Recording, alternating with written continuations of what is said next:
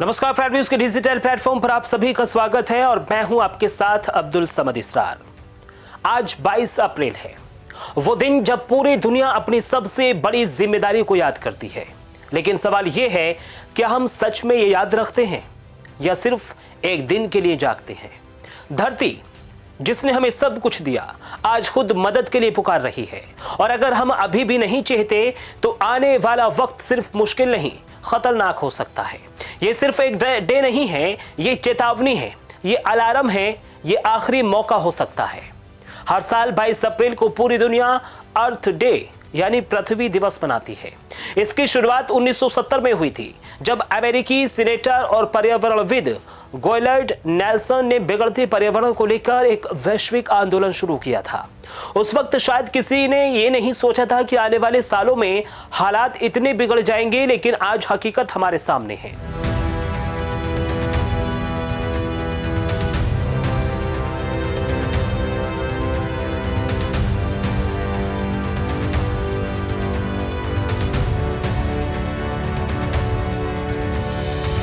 उन्नीस 1960 के दशक से शुरू हुई विकास की दौड़ ने जंगलों को निगलना शुरू किया।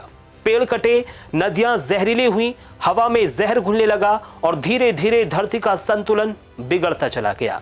आज हाल ही के दिन में ग्लोबल वार्मिंग और हर देश के लिए सबसे बड़ी चुनौती बन चुकी है। बढ़ता तापमान, पिघलते ग्लेशियर, बढ़ती समुद्री स्तर और लगातार बिगड़ता मौसम, ये सब संकेत है कि खतरा हमारे दरवाजे तक आ चुका है। और अब जो चेतावनी सामने आई है वो और भी डरावनी है। वैज्ञानिकों के मुताबिक आने वाले सालों में यानी 2026 और 27 के दौरान दुनिया को 149 साल बाद सबसे भीषण गर्मी का सामना करना पड़ सकता है। प्रशांत महासागर में करीब 8046 किलोमीटर लंबी समुद्री गर्मी की लहर फैल चुकी है, जो एक मेगा एल नीनो को जन्म दे रही है। और ये स्थिति बेहद खतरनाक हो सकती है। अगर हम इतिहास में झांकें तो 1877 में भी ऐसा ही एक शक्तिशाली एल नीनो आया था, जिसने दुनिया के कई हिस्सों को तबाह कर दिया था। भीषण गर्मी, भयंकर सूखा, फसलों का नाश और बीमारियों के कारण उस समय करीब 4% आबादी खत्म हो गई थी। सोचिए, अगर वैसी ही स्थिति आज पैदा होती है तो क्या होगा? एल नीनो कोई साधारण घटना नहीं है, ये एक ऐसी प्राकृतिक प्रक्रिया है जिसमें प्रशांत महासागर का तापमान असामान्य रूप से बढ़ जाता है और इसका असर पूरी दुनिया के मौसम पर पड़ता है। बारिश का पैटर्न बदल जाता है, कहीं सूखा तो कहीं बाढ़, और जब ये मेगा एल नीनो बन जाए तो हालात और भी ज्यादा बेकाबू हो जाते हैं। वैज्ञानिकों का कहना है कि इस बार समुद्री गर्मी की लहर पॉजिटिव, पैसिफिक, मेरिडियनल मोड और दक्षिणी हवाओं की गर्मी मिलाकर इस एल नीनो को और खतरनाक बना रही है, जिसका सीधा असर भारत समेत दुनिया के कई देशों पर पड़ेगा। भीषण गर्मी, जल संकट और कृषि पर गंभीर असर देखने को मिल सकता है। अब सवाल यह है, क्या हम सिर्फ इंतजार करेंगे या कुछ करेंगे भी? पृथ्वी दिवस सिर्फ एक दिन नहीं, ये हर एक की जिम्मेदारी है।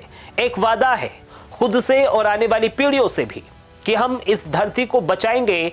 हर साल पृथ्वी दिवस एक थीम नहीं होती है, और 2026 की थीम है हमारी शक्ति, हमारा ग्रह, यानी ताकत हमारे हाथ में है, फैसला भी हमारा ही है कि हम इस ग्रह को बचाएंगे हाँ या फिर इसे बर्बाद होने देंगे।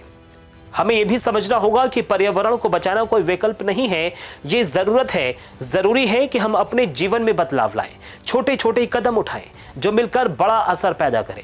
जैसे ज्यादा से ज्यादा पेड़ लगाना, पानी की बचत करना, प्लास्टिक का इस्तेमाल कम करना और साफ सुथरे ऊर्जा स्रोतों को अपनाना। सौर ऊर्जा, पवन ऊर्जा और जल विद्युत जैसे विकल्प हमें न सिर्फ प्रदूषण से बचा सकते हैं बल्कि भविष्य को सुरक्षित भी बना सकते हैं। लेकिन इसके लिए सोच बदलनी होगी, आदत बदलनी होगी और सबसे जरूरी इरादा मजबूत करना होगा। हम अक्सर सोचते हैं कि एक दिन कुछ करने से क्या फर्क पड़ेगा, लेकिन सच्चाई यह है कि अगर हर इंसान रोज थोड़ा थोड़ा योगदान दे तो बड़ा बदलाव संभव है।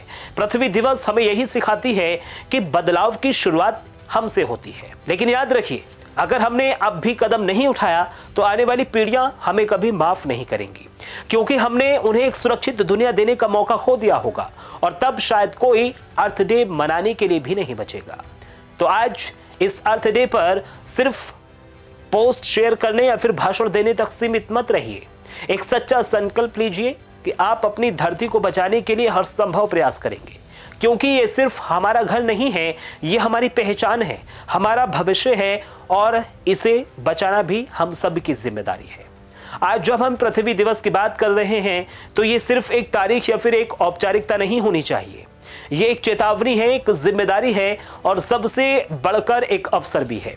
अवसर इस बात का है कि हम अपने किए गए नुकसान को समझें, उसे स्वीकार करें और उसे सुधारने की दिशा में कोई ठोस कदम उठाएं।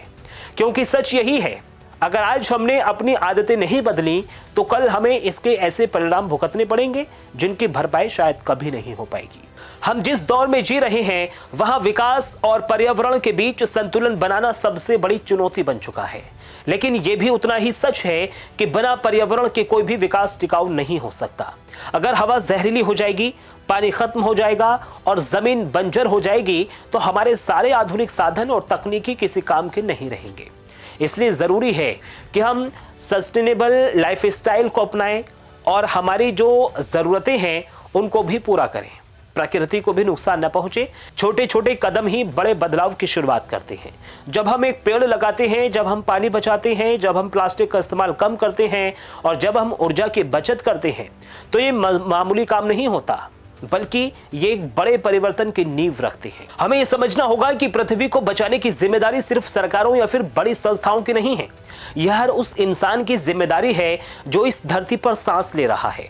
आने वाला समय और भी चुनौतीपूर्ण होने वाला है। बढ़ती गर्मी, अनियमित बारिश और जल संकट और प्राकृतिक आपदाएं हमें लगातार ये संकेत दे रही हैं कि अब वक्त बहुत कम बचा है, लेकिन उम्मीद अभी भी जिंदा है। क्योंकि बदलाव की ताकत हमारे अंदर है। अगर हम आज से ही जागरूक हो जाएं और अपने जीवन में जरूरी बदलाव करें तो हम इस संकट को काफी हद तक कम कर सकते हैं। तो आइए इस पृथ्वी दिवस पर हम सिर्फ बात ना करें बल्कि एक सच्चा और मजबूत संकल्प लें।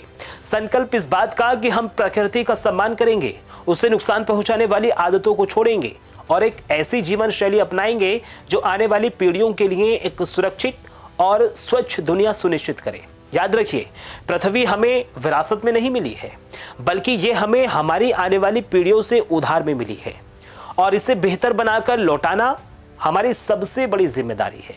अगर हम आज सही फैसले लेते हैं तो कल की दुनिया हरी भरी, स्वच्छ और खुशहाल हो सकती है। क्योंकि अंत में सवाल सिर्फ इतना है कि हम बदलाव का हिस्सा बनेंगे या फिर समस्या का हिस्सा बने रहेंगे। फैसला हमारे हाथ में है और वक्त हमारे पास अभी भी है। फिलहाल मेरे साथ सिर्फ इतना ही। नमस्कार।